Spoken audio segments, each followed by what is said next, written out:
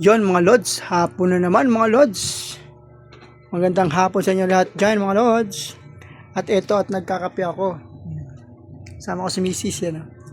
Napakaganda at napakasipag. Selective pa ng kape namin mga lods. Hehehe. Pigop nga. Sarap. Yan mga lods. At si Ate Kisses ay nakahiga pa rin dun at nagje-cellphone. Yan mga lods, magandang hapon sa inyo lahat dyan. Kamusta kayo lahat dyan?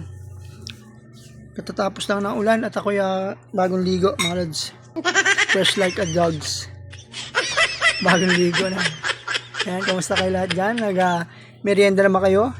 Mag-merienda na kayo, mag-alas 5 na mga lods.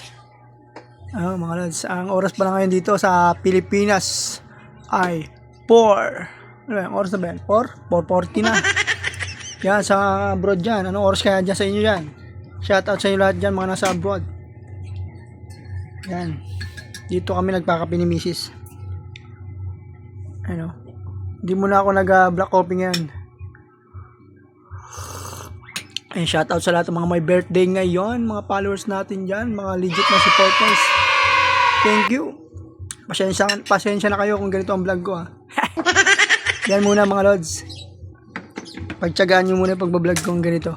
Ayan, pasalita-salita lang para sa inyo. Sana supportahan nyo pa rin ako mga lods. Yan, God bless sa inyo lahat yan. Lagi kayong mag-ingat. Lalo na sa mga followers natin dyan, sa mga supporters. Kapi tayo. Kumusta ka dyan? Si Mrs. So kakain si Mrs. Habang nagkakape. Yan yung pagkain ni Mrs. ngayon. Yan mga lods kakain si Mrs. Yan. Ang tawag ito?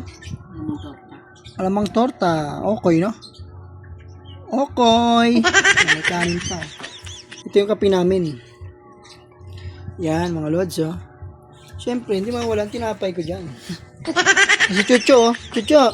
Ikaw, siya na labas, Ito ang aking tinapay. Yan, binili ni Mrs. sa bakery ngayon lang. Sarap to. Hati-hati kami dyan ng mga anak ko. Tulog pa yung isa isa naman kay gising lang ata. Mga so okay, sarap-sarap kami yan. Diba? Kain si Mrs.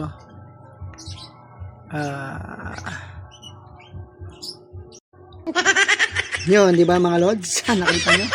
Kumakain kami. Sa akin ay tinapay lang. Kayo dyan, mag-merienda na rin kayo. Yan, shoutout sa inyo lahat dyan.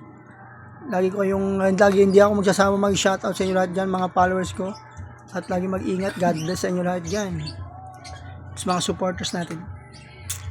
Yan lang mga lods. At binabati ko lang kayo at kinakamusta ko lang kayo ngayong hapon. Lagi mag-ingat.